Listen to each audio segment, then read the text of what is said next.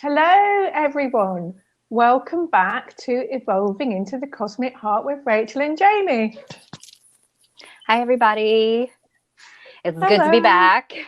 How are you all? Please excuse the back of my head. I'm just going to go on Facebook and click things. Yes, while everybody is taking some time to connect here, um, we start doing all our little gadgets and gizmos, sharing, and then So this way I can see the comments. the sun's going down now here. It's starting to get dark here now. It's 7 o'clock, and I can never remember because the clocks change at the end of October, and I think, does it get dark? Yeah, it must get darker in the evening because it gets lighter in the morning. So it'll be even worse in another month. It'll be like, Yeah, we're starting to get dark already here too at close to 7, about close to 7, yeah. about the same. Yeah, where it's like, and where I just was in Massachusetts, they were getting dark even earlier than we're getting dark here, and they're up north, a little bit north, Okay, so a they're little bit more up north than us. Yeah, so, but tomorrow is the autumn equinox here in the northern hemisphere, and in the southern hemisphere it is the spring equinox. So big transitionary period right now. So that makes sense with the daylight starting to shift. As tomorrow we will be equal day, equal night. yeah, yeah. I can never get my head around that. But on the other side of the world, it's like, and it's so obvious. I think it's because I've never been there when it's happening. So I've never like physically experienced. So I need to come to Australia one year and experience Christmas in the summer. Yeah, and that was a challenge for me too, and how I really started. I had to like train myself to talk about it because we're so oblivious in our own hemisphere, you know. And I had to train myself because when I started the Spiral Temple, I had students that were joining from Australia, and I'm like, and we move through the wheel of the year with the seasons, and I'm like, oh wait a second, you're not. It's not a star for you. I got to shift you and give you Samhain. So yeah, it's or Mabon. It's funny. Well, you've trained yourself very well. You did that very smoothly. So. Thank you. Thank you. So I'm just going to share one last time and post on Magical Me here that we are live. And then I can pop in and see the comments.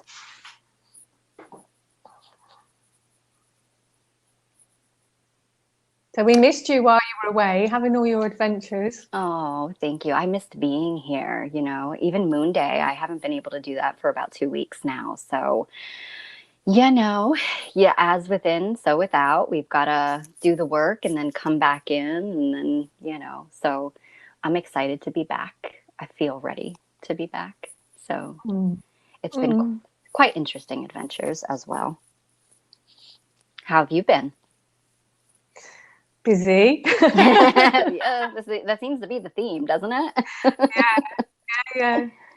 Lots of projects fruition that I'm doing. So Good. busy preparing. Saturday, I'm teaching my first level of healing with Sarah and the Angels. So, there's lots of work going on behind the scenes because, of course, all these things we do, they take a huge amount of preparation, don't they? And I know it.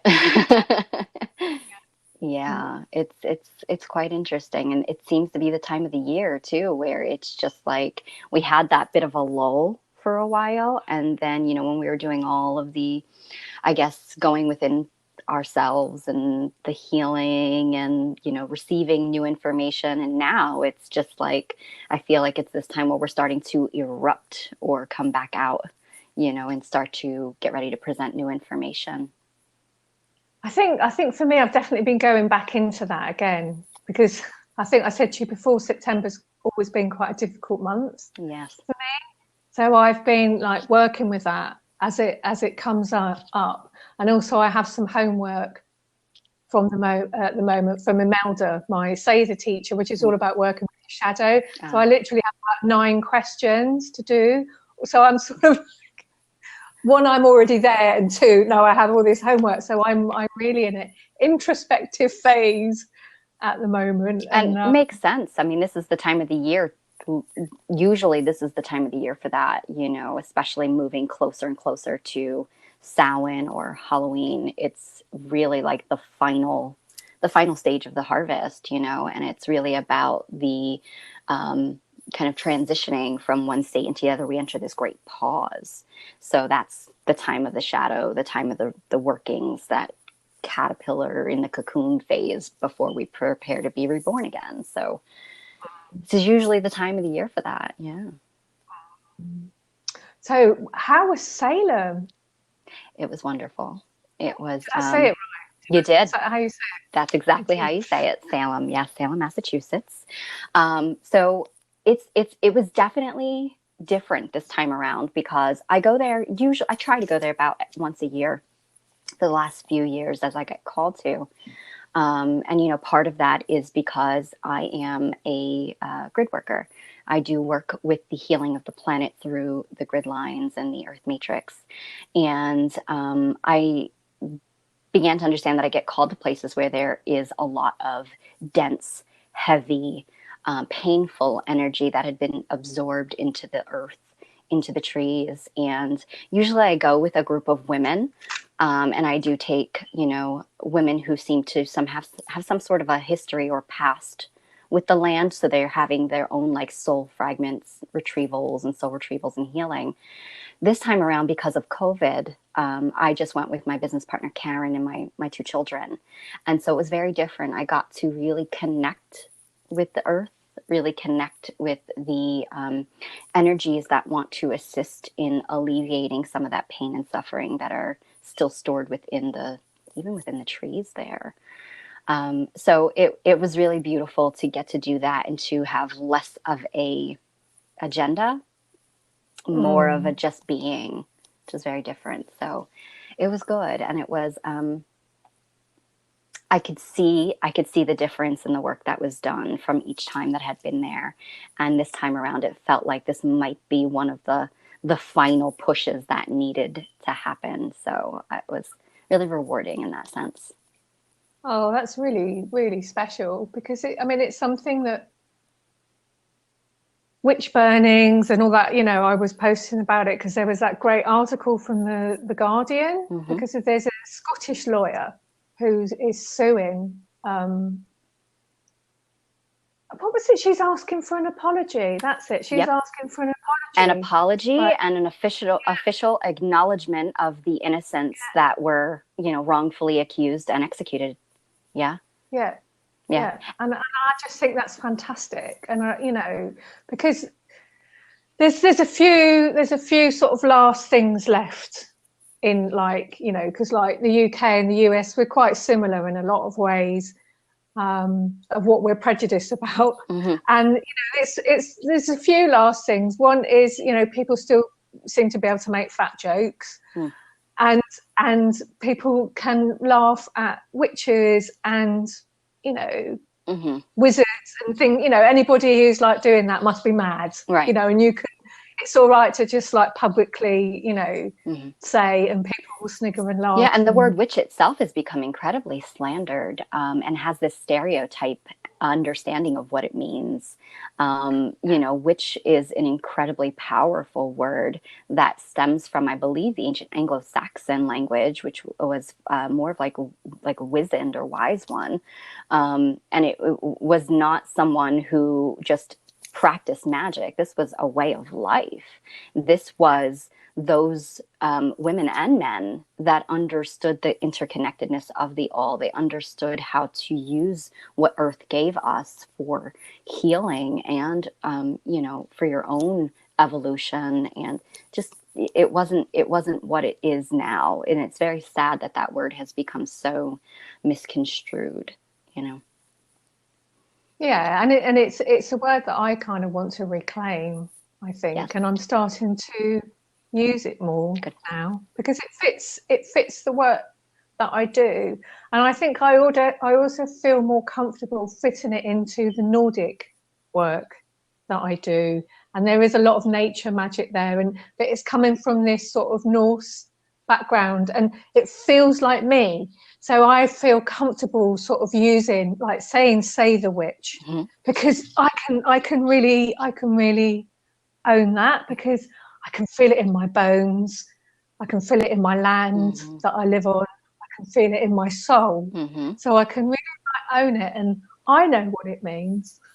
And that's the thing. That's how we change. That's how we change those stereotypes. We use the word with the intention, with the energy of what it truly does represent, what it always represented. And we are the change. We're the example that creates that change. So yeah, so I love that you do. I do, because it is not what everybody has been taught to believe it is. We paint our faces green and fly our brooms. You know, maybe we fly our brooms. I don't know, but but I wouldn't mind.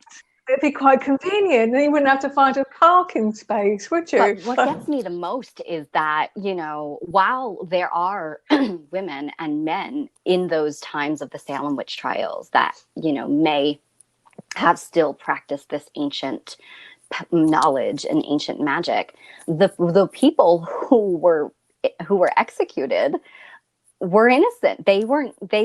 It was all based on pointing fingers.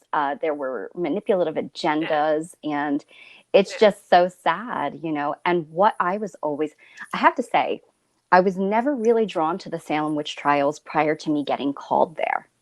I was always drawn to, and it actually shocks me how very few people know this. The exact same time the Salem witch trials were happening, the witch trials in Pendle Hill, England were happening. And it was because King James was on this burn all the witches, you know, streak, and trying to eradicate the, you know, the entire, you know, United Kingdom of witchcraft. And so sadly, there were many people also executed in Pendle Hill, England, very similar to what happened in Salem, Massachusetts. Years and years ago, I'd probably say close to maybe 12 or so years ago, I was helping share information in a petition to try to get those people officially pardoned as well, and have a memorial placed in Pendle Hill, England for them as well. So I don't know if it ever went through so many years ago, but yeah. I don't know, but I was just talking about Pendle Hill today. No way. Because yeah. Because I was doing a soul map reading with someone that I know, and that's like from the Norse stuff that I've learned. And I was saying about how Imelda's gone and done stuff at Pendle Hill, but I've never been there, and I didn't actually know where it was. And because Imelda lives in London, I said to her, is it in London? And she went, no, it's in Lancashire, it's up north. And I was like, and she'd been there and she was telling me about it, and I was like, wow, ooh, yep. Sounds very magical. Yeah, I would love to make a trip there, and you know, if for nothing else, really connect with the land there, and you know, if there's anything that I can do to bring about some healing and some love, and helping to, you know, bring in those higher new earth codes now to eradicate what's going on there, I would love to. So that might be something on my agenda the next time I get there. But it blows my mind, because there's not many people that know about it, which maybe in England, but at least over here in the States. Yeah. Oh, let's do it, because I want to go. Yeah, that'd be great, you know. And it's funny, because I really always felt more fire, more passion regarding Pendle Hill than I did Salem. You know, I do have a connection to Massachusetts, to Salem, but it's more in the literary period is when I had a past lifetime there during the great American literary period there. But Pendle Hill, I feel like there may have been one of my lifetimes there. Yeah, and because, you know, that special energy, that's been like that for like thousands and thousands and thousands and thousands and thousands of years. So, you know, and we've all had lots and lots of lives. So you feel that connection, and, you know, you've been there, haven't you? Yeah. So, yeah, I think it's amazing, though, how, you know, there's, you know, what that lawyer is trying to achieve for those in Scotland. When I went to Wales, I was the woman who we were, they're visiting. We were in England. She took us over to Wales. She happened to take us to this bar, and I can't remember the name of it. It was like a tavern, and it used to be the old prison. She didn't tell us that until we were inside, and I'm looking around, and there's all these carvings in the wood of like scenes that are executions happening. And I'm like, and I could feel energy. So I'm feeling the energy in there, and I'm like, and I'm looking at my partner, Karen, who was with me, and we're looking at each other, and we're like, oh, I don't like the energy in here, And sure enough, she says, so do you know what this place used to be? And I'm like, no, but I'm guessing it's not great, And she said it was a holding cell. It was the prison where the people who were going to be executed the next day, some for just regular crimes, others for witchcraft, were held the night before they were executed. That was where they were. Yeah. So I thought, well, isn't that something that I ended up here all the way in Wales? So, yeah. And I'm really happy it's a Scottish lawyer, because they have their own legal system in Scotland. So separate from England. And I've noticed over the years that very sensible legal decisions seem to come out of the Scottish legal system in a way that it doesn't sensible things don't necessarily come out of the English legal system. So I feel like if it's got the best chance going through the Scottish legal system. Yeah. And this is just a wonderful conversation. We never talk about what's going to happen in advance. I think we've told you all that before. We never know what we're talking about today. But it is because we're really getting closer to Samhain or Halloween and All Souls Night, Day of the Dead, whatever you refer to it as. And it's a time where, witchcraft is both honored and is really celebrated at this time, very commercially, unfortunately, but also it's still very shunned. There's still many people who don't think that Halloween is just the devil's work, and you don't, you know what I mean? Just completely, and that's fine. I'm not here to change anybody's beliefs, but, I think that it's interesting as we're moving up into this time. And, one thing I do love about Salem, Massachusetts, is that they are so deeply bothered and ashamed of what was done there. So much so that it is now, how I don't know about over there in Denmark and in the UK, but every state in the United States, each state has their own like kind of nickname. And like, for example, New Jersey is the Garden State. And Massachusetts Salem is now called the Witch City. So, and Massachusetts is considered the spirit of America. So that's funny because there are witches on the taxis. There are witches on the government buildings. There are witches, like the logos of witches everywhere. So it's officially celebrated, and witchcraft and witches are officially celebrated there. So I love that. I don't think there's any equivalent in the UK that I know about or have seen. I think we're a bit behind you there. If you do see an image of a witch in the UK, it's going to be a hag. It's going to be an old, ugly, evil-looking, like that. And in Denmark, they're way behind. In Denmark, they burn effigies of witches on St. Hans Eve, which is the 23rd of June every year.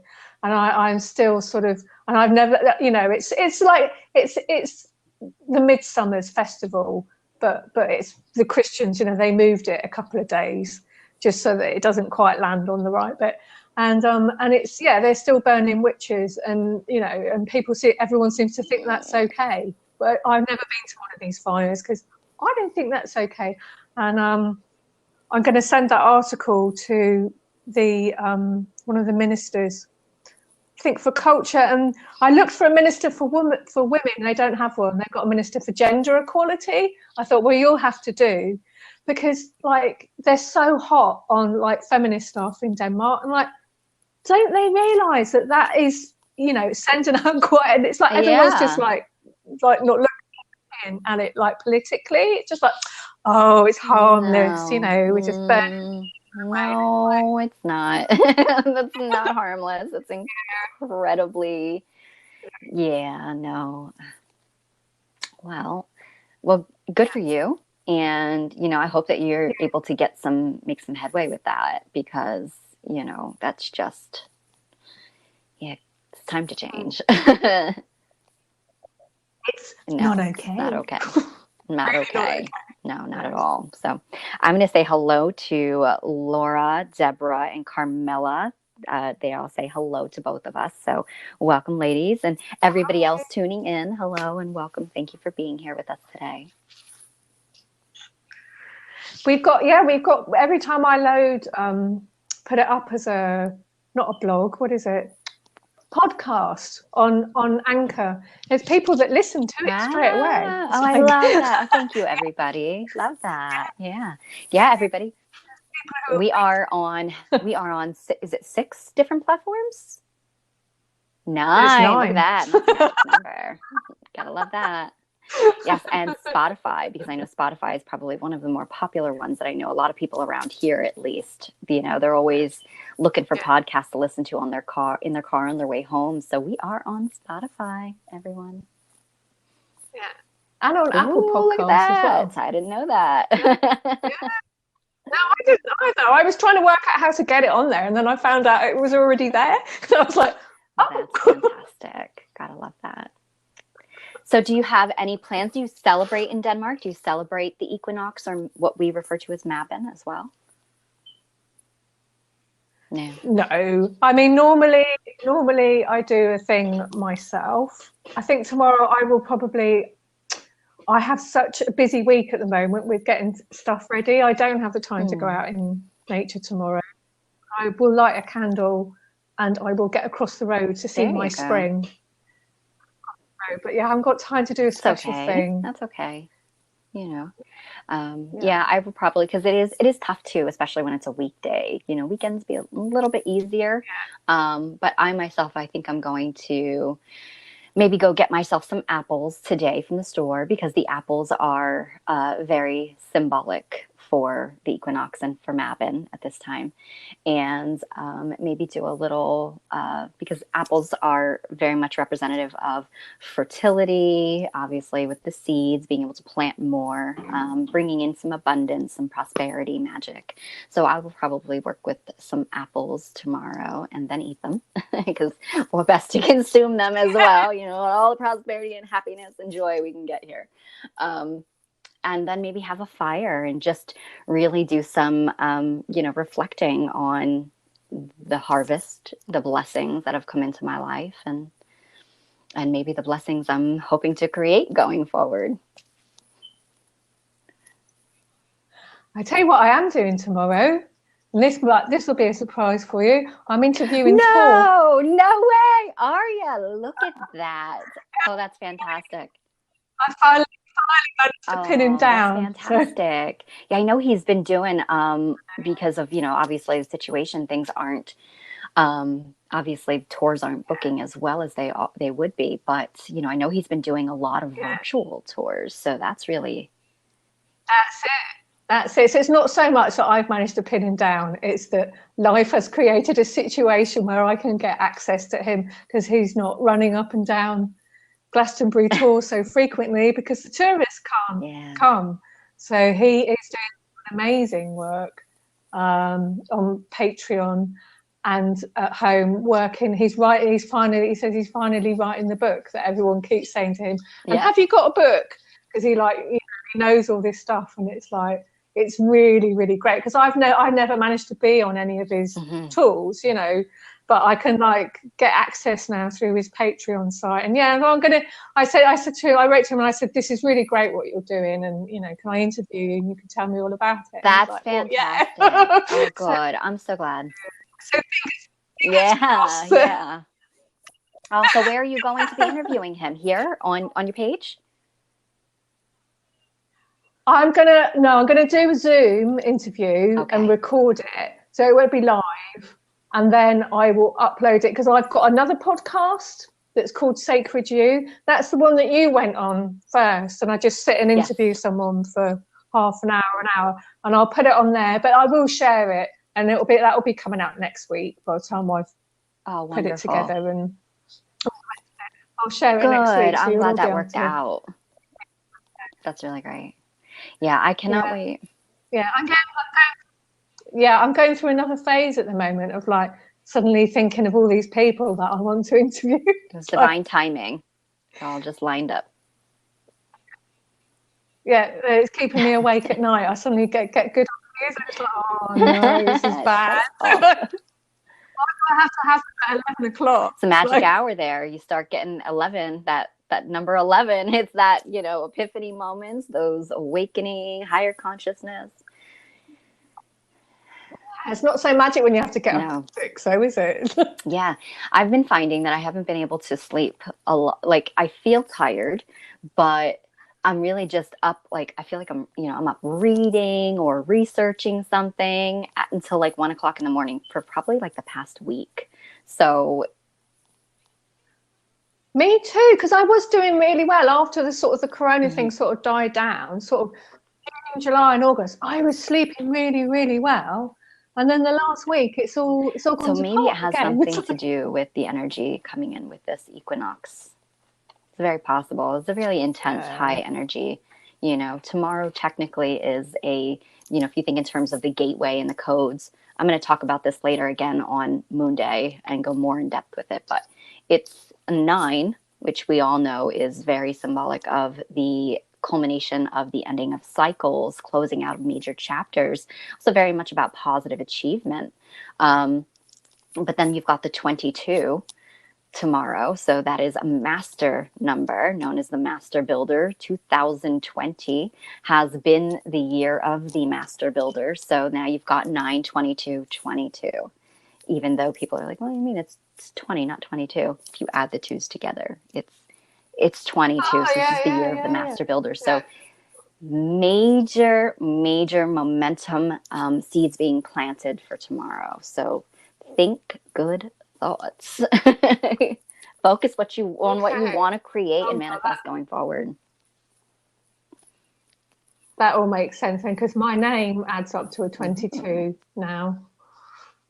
So I'm really resonating with that whole 22 thing. It's a good number. Very good number. Yeah. So you mentioned that you are going to be doing is it your first class that you're doing? Yeah. So I've been working with doing healing with Sarah for years, and I've done various things here and there, and I've just had a lot of material spread all over the place.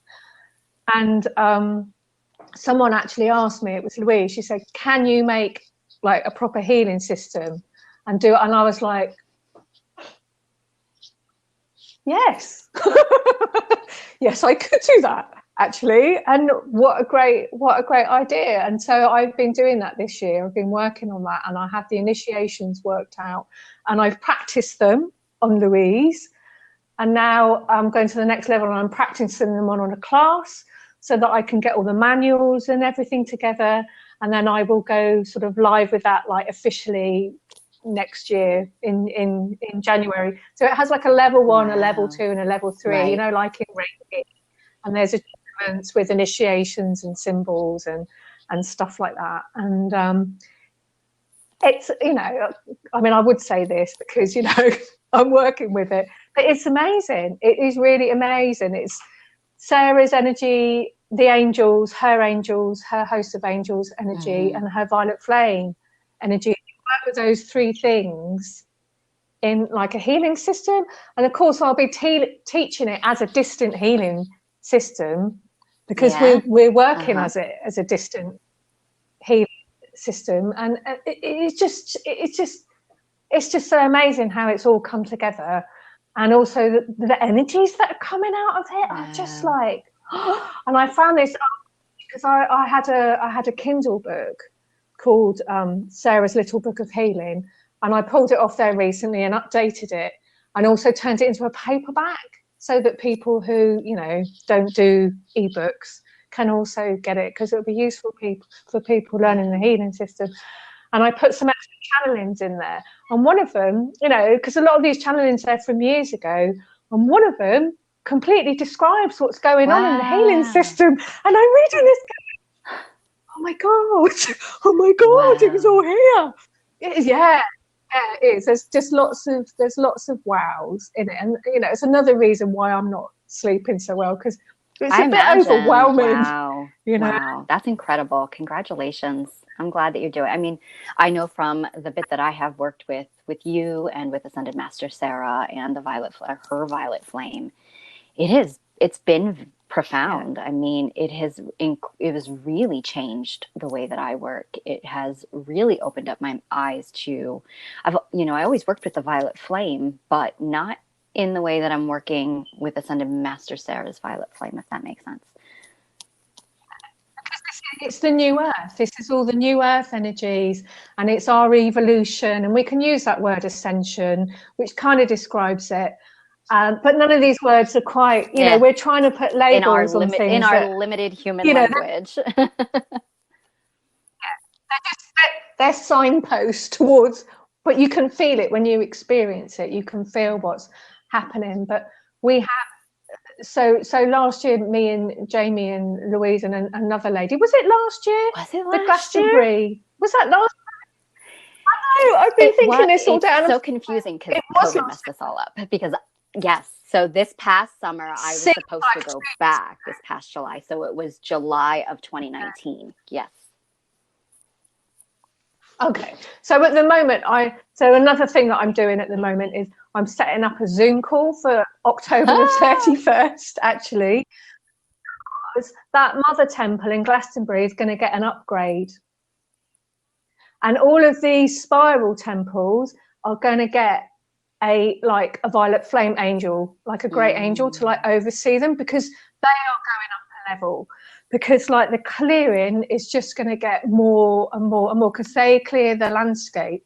And also, and I think you'll be pretty excited about this, people who've got their own spiral temple on the land where you live, you can grow more and more now, because they're so, these angels are going to come along and be like these protector guardians, because it couldn't happen before, because they hadn't got to that stage. Now they've got to that stage.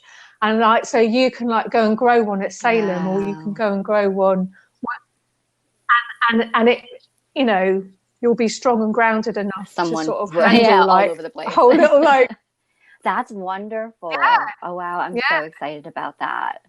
So excited about that. Yeah, that's amazing.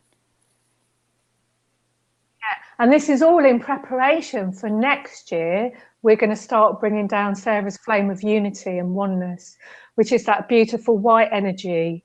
And you sort of get a sense of that from that painting that Rose Hall did in that White Spring painting. And it's that angelic energy, but it's also our divinity. Yes. It's that, you know, it's that, yeah. It's lovely. I love that. Well, I'm very excited about that. And, you know, hopefully, speaking of, you know, Tor Webster, I'm supposed to be going back on another tour with him and taking another group. We were supposed to go this past summer. As you know, it was canceled. So I'm waiting for that thumbs up. As soon as we get that thumbs up, I'm gone. I'm going back over there. And it's funny because, you know, the work that we did in 2019 there in Glastonbury with, you know, Sarah's Spiral Temple, which I have to say, by the way, is hilarious to me that we call them that, and that's what they are referred to, is because I started my Spiral Temple Sacred Feminine School probably 6 or 7 years ago, you know, and no idea about this at the time, you know, and that's been an amazing journey. But when we started that Spiral Temple there over in Glastonbury with the earth, you know, I was so upset that, you know, I couldn't go back this past summer and visit it. And, you know, the message that I had received is because all of these sacred sites are kind of just getting this revamping of energy right now. And there can't be any traffic right now. So, you know, with COVID happening and everything, it's kind of all just aligning. So, you know, when I get the call to go back, I'm going to be super excited. Oh yeah, I know. I mean, things right now, like in Denmark and the UK, they're just getting worse, you know. And you know, I'm not thinking about it too much. I'm supposed to be going to the UK next month. I'm nearly out of tea, Jamie. I mean, drink grey tea and lady grey tea, and you can only buy this stuff in the UK. And all right, someone can post it to me. But there's a lot of other things I need. I need underwear from Marks and Spencer's. It's like a whole list of things that, you know. Anyway, but I've got a bit of hope in the back of my head, because the other week I was going to sleep, and you know that when you just falling asleep, you sometimes get like images. I suddenly felt, and it was like it was one of my physical things, and I physically felt like I was in Sweden in the classroom where Imelda teaches us, and I felt like, and I could smell it, and the people were around me that was in the class, and it felt like next year. So wow, yeah, that's fingers crossed.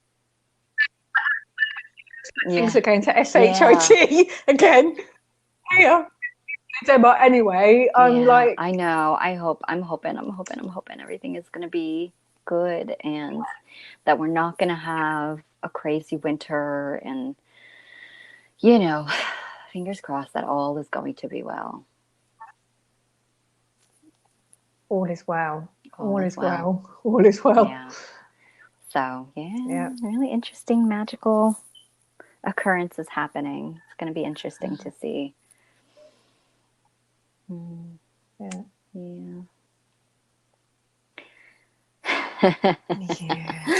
So, while in Salem, I think I mentioned this to you.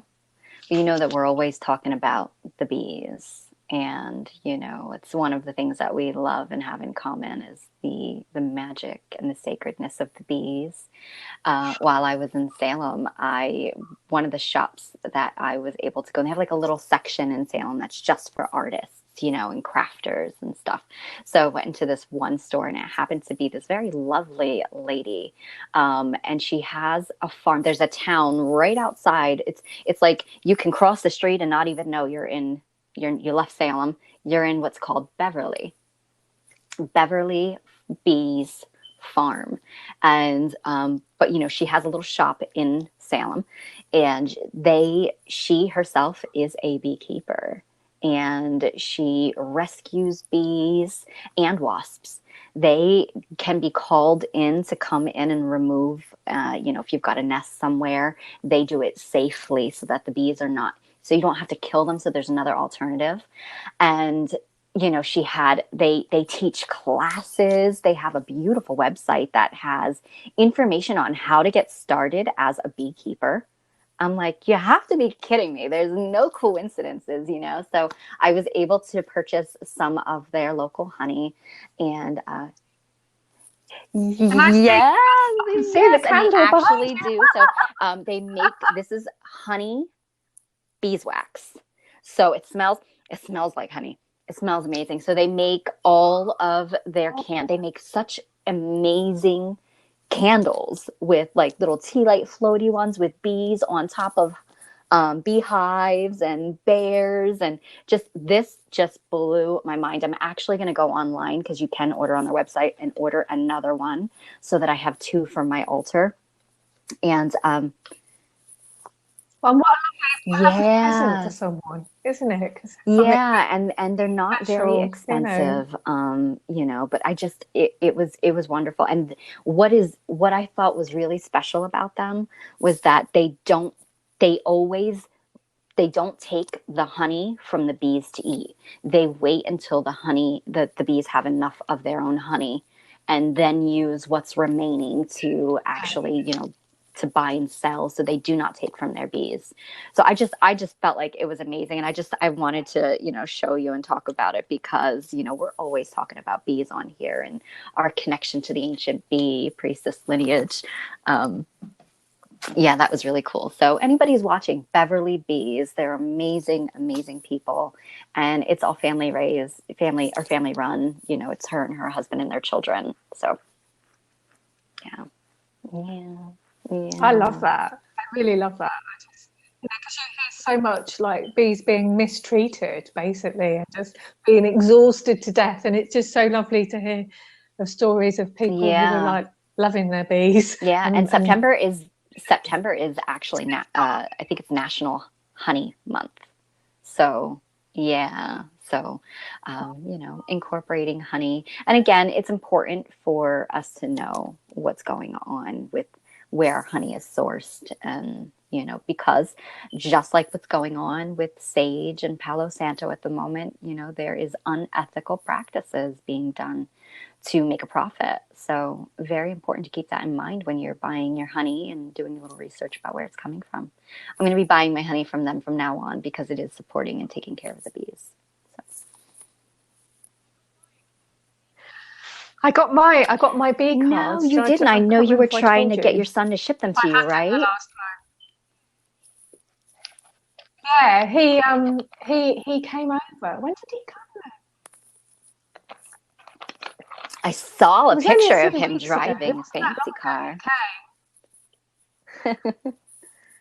Yes, that's good for him. Driving test now, and he's like being the big man now. It's like, oh God, I still can't, because I'm not there. I haven't had to face like being in a car with him, because I'm a bit scared, because in my head he's still 10. So. Yep. But yeah, no, he brought them over for me, so I had them posted to his house, and I ordered one for my friend as well, and they were like, oh wow. And I'm really enjoying using them, and also because it's making me, and I saw the woman who's made that bee oracle. Yes. She's got an online course about beekeeping as well, and if you train to be a bee priestess with her, you have to do the beekeeping course first, just to have the understanding about bees.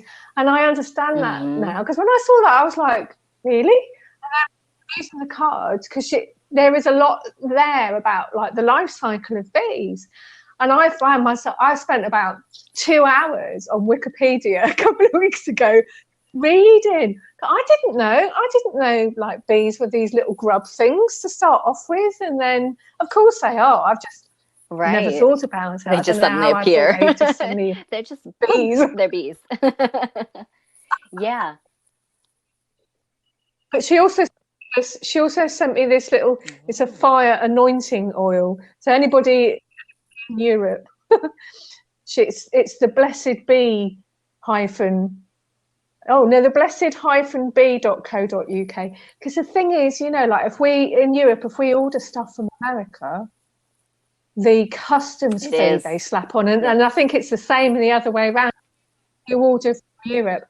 I mean, like I ordered a T-shirt that cost about, I don't know, $10 or something, and it was for Thomas's birthday, and I got charged 200 Danish kroner just for the customs fee, and that is about, I don't know, that's about £27. Wow, that's a bit. That's a bit. So so it's, I can't remember, because you know the conversion fee keeps changing. It goes up one day, then it's down again. It's up and then it's down. But yeah, it's probably maybe closer to $40 for us. It's a lot of money, and that's the minimum. That's just what they charge for opening a packet and looking at it. You know? So it's just it's not manageable to order things from the States. I have a friend who sends it to you in a blank envelope, and it looks like, and then it's a gift, and then they can't charge you if it's a present. Good to know. Well, they shouldn't. Yeah, I did see that. I believe her name is Angie. So, is that correct? Angie,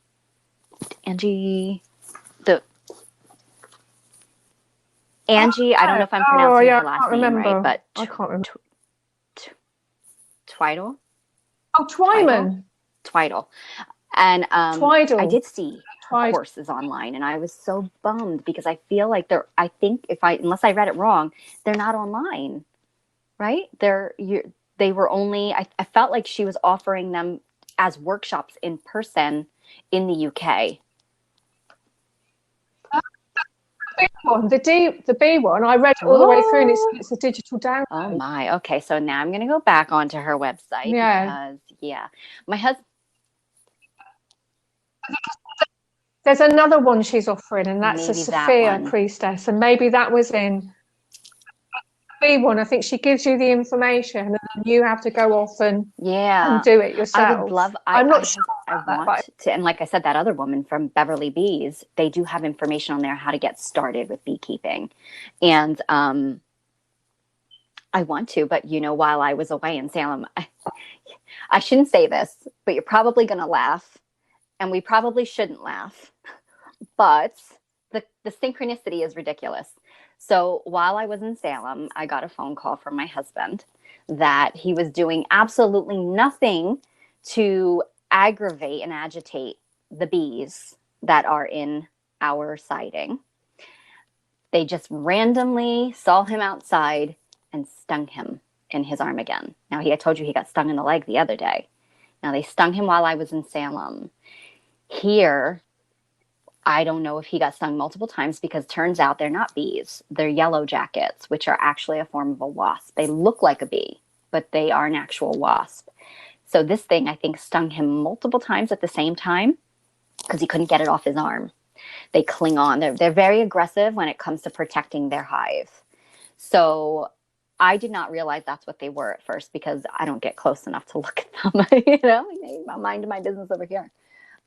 So here he's allergic, and I had to force him to go to the emergency room because his entire arm swelled up, and the warmth began to radiate up his arm, and it was oozing. His arm just started oozing in certain areas all over, like any crevice it could come out of. It was oozing because it was his body's way of trying to release their poison, their toxin. Thank God he ended up going because he would have went into anaphylactic shock.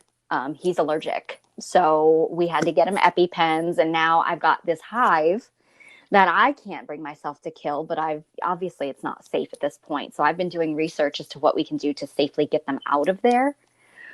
But they're inside the siding and then inside the framing. So they really aren't going to be able to be removed easily. I'm not really sure what we're going to be able to do about it. But so I think he might not be accepting of me keeping bees on the property. So I might have to see what I can do to keep bees somewhere, because I've always wanted to get into that and doing that. And, you know, just the respect. If you lived more out, I mean, I don't know if it is likely to happen, but if you lived more out in the countryside, you could have a longer garden with them, you know, a long way from the house. But I was saying about, so I've been rereading like some of my Findhorn books recently, and McLean, who was one of the original founders, she was a Canadian woman, and she only died a few years ago. She was 100 when she. And I remember seeing her actually when I was there. She used to go meditate every morning in the sanctuary, and but she was the one that communicated with the plants and the angels, and she would communicate with, because they had a mold problem at one point, and she spent a long time talking to the mold. And maybe they did move. How to talk to them. They did move, so you could try. They don't sting me. I sit there with them. They do not sting me, and I think I have to feel it's because I know for, you know, scientifically speaking, they recognize pheromones, and if there's something within your pheromones that pose a threat to them, you know, if you're, you know, the level of hormones gets raised for whatever reason. He said all he was doing was sitting outside drinking his coffee, and he was away from them. He was across the deck from where they are, and they just came over and just attacked him. They also do it to my one dog, but it's because they are aggressive. They will defend. They are aggressive, aren't they? And they just but I sit out there with them all the time, because at first I thought they were just bees, and I connect with them and communicate with them. And, you know, every morning when I pull from my bee deck, I ask to connect with the magic of the bees and what they wish to share with me. So I have to also understand that, they know that I'm not a threat because of just the way that my heart is with the connection to animals. And, you know, I always talk about how I'm one with the animals. I'm one with the plants. I'm one with everything. So I have to imagine that has something to do with it. They never bother me. So, you know. So that's it. So this is the sort of thing Dorothy McLean would do. She would sit down and go into a meditational state and say how much she loved them and appreciated them and acknowledged them, all the rest of it. But it wasn't, you know, she needed them, or the family needed them to go and be somewhere else because of this. And, you know, even you could say, you know, it's not going to be safe for you to stay here. Or, you know, find a way to put it in your own words of like, you are actually going to have to move, but you sort of start, you know, at the gentlest end. That's a great and then idea. Sort of build up to that maybe over I'll do a that number. Today. Yeah, because they, you know, like you know, because you're an animal communicator, aren't you? It's like, yeah. I mean, give it a go, because and I would prefer them to, you know, be safe, even though they're wasps. They still do, you know, because there's a lot of different breeds of wasps that actually don't pollinate. Yellow jackets do pollinate, but not to the extent that bees do. So, you know, it is recommended that if they're not anywhere that is bothersome, you do just leave them be. But where there are some wasps that they don't pollinate, they don't actually help out. So they're, you know, people say just try to get rid of them if you can. Of course, I'm not about killing anything if I can avoid it anyway. But that's going to be the next step if this continues, because with the being allergic, you know, being rushed to the emergency room, and even my poor, you know, I had to rush my dog to the vet a few weeks before him because her face completely swelled up because she sees them flying, and of course she goes after them. She tries to eat them. So I was reading about a species of large wasp. I don't know if these are them that are attacking people more, and also they have, because they're larger, they give them more poison, I think those are the murder hornets. Diet. Yeah, thank goodness. I'm going to knock on wood that we don't have them just yet. Yeah. But these are very tiny. They're yellow and black striped. They actually look like, you can mistake them for bees. The difference is that they're not fuzzy. Honeybees are fuzzy. Most bees are fuzzy, but they've got like some sort of like a hair on them, and you can see it. Whereas these do not. So they call them yellow jackets. But, you know, I think a bee, for most people, you just think a bee is a bee. You know, you don't know the difference. So if I'd have been your husband, I'd been running towards that emergency room. It's no big deal. They stung me. I'm having a, you know, I'm just going to say this, fellas. I'm sorry. Not all men are this way, but most men are just like, oh, I can walk it off. It'll be fine. No. The next step would have been either your heart or your throat. And that is not good. So, you know, fortunately, even the doctor was like, he told me, he said, I just had to sit there and bite my tongue because the doctor was a female. And she was like, so your wife sent you? Uh-huh. And what'd you think about that? Is that, you know, and of course he's like, well, I didn't think it was that bad. And she's like, it is that bad. And you should thank your wife for saving your life. So, of course, I'm like, ha, I told you, you know. So I got to shake her hand next time I see her, but yeah. Well, because he listened to you, isn't it? God, you can't go away for 2 minutes, can you? I'm away. I'm on vacation. Can you stay away from the bees? And I'm even yelling at him on the phone. I'm like, what'd you do to them? Did you move something near their He's like, Jamie, they stung me. Like, why are you yelling at me?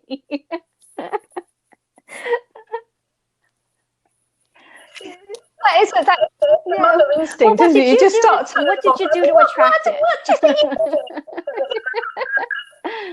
Oh, yeah. That's funny. Well, we have a few moments left. And since we're talking about bees, how would you feel about pulling a message for the week from the bee deck for everyone? Okay. Oh, yeah. They're just on my shelf. Hang on, I'll get them. Hang on.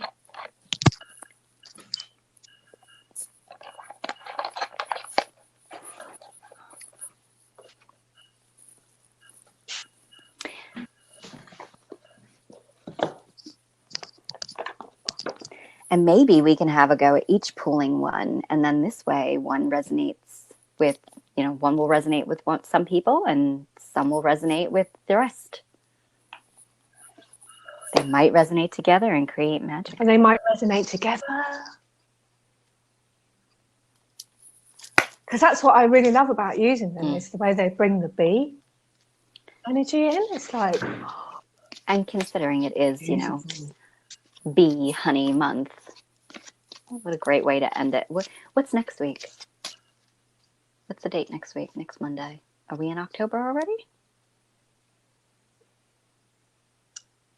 Well, it's the 21st today, so it must be the 27th next Monday. No.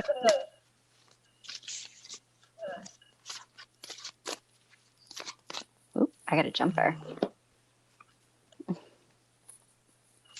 Ooh. I see. I'm gonna laugh if we have the same one. I got the same one.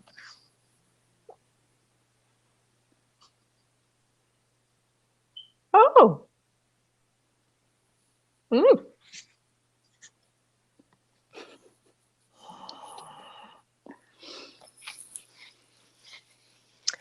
I have got number 13, and that is beeswax. All about the beeswax.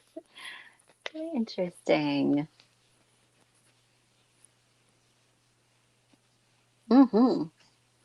I got number 11, master number 11, which, by the way, is my birth number. And it is all about that higher consciousness and the epiphany moments. And it's all balance as well, which is right where we're at with equinox. But it's the bee star cluster, cosmic bee mother. It's that cosmic womb.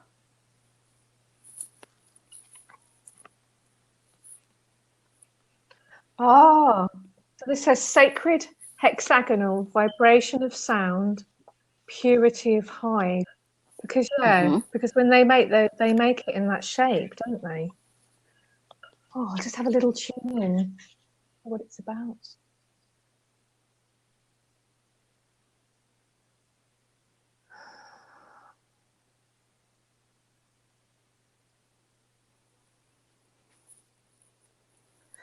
So like I'm getting that feeling of like when you make so like energetically things are grown out of like energy matrices, aren't they? So you've got to have like this energy matrix, and like the new earth, it's like, as we can see, it's not completed. Yeah, it's a work in progress, but there's this structure being built and being created, and I feel that vibration of purity like that comes, because and it says that in there, it's like it's very pure, this wax.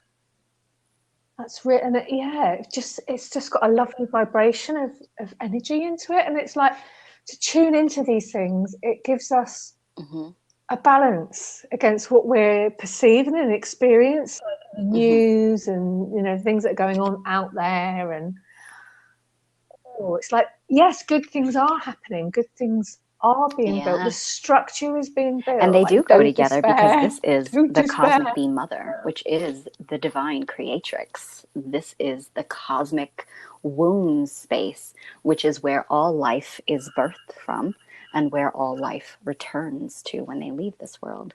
So this is very much about the sacred creation energy right now.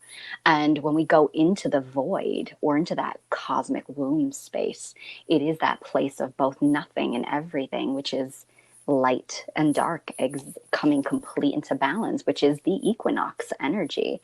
So we are really at this place of 0 point, where the new is the old is completely wiped and purified, like you said, with the purity that's coming in, prepping for this new creational work that's coming forward, and whether that be through your individual lives and what's going on, as well as what's coming in with the new earth and the new creation of that new structure being built at this moment in time. So this is a very powerful prime time for you to be creating exactly what it is, creating the reality.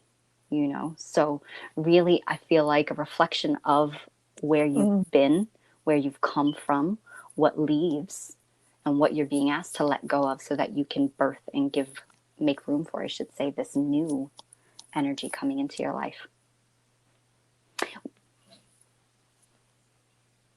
And that's because like there's so many of us, like we're holding on to a different, or we're in a different structure now, aren't we? So we're vibrating with a different energy, and each of us, you know, like it says vibration of sound on this one as well. I'm not quite sure what that's about. I'll have to look into that. But you know, like each of us is sounding a note, and we are sounding it out into the grid. And it might not look like a lot of stuff is happening, like collectively, but it is. It's just it's bit by bit. That's right. That is right. And we are. And what's interesting is that I have just started my spiral temple, and I just did the Divine Mother actually came through me and had me put together this. The only thing I can say and call it is light song.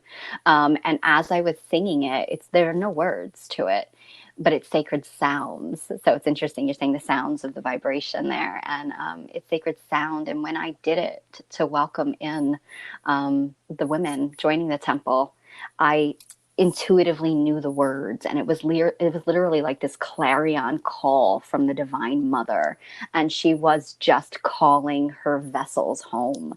So I just feel like it's just such a powerful time for us to rise into ourselves, man or woman, it doesn't matter. Really rise into yourself and your truth and your knowing, and now starting to live your life on your terms, and you know, harmoniously with the all in mind.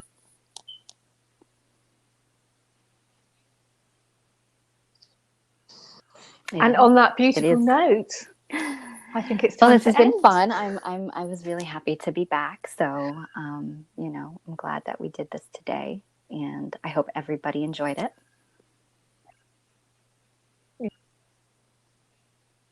Yeah, me too. And thank you to everyone who's listening. Yes. Now and in the days and weeks and years ahead. Be blessings. Bye-bye. Be blessings. Bye, everyone. Bye.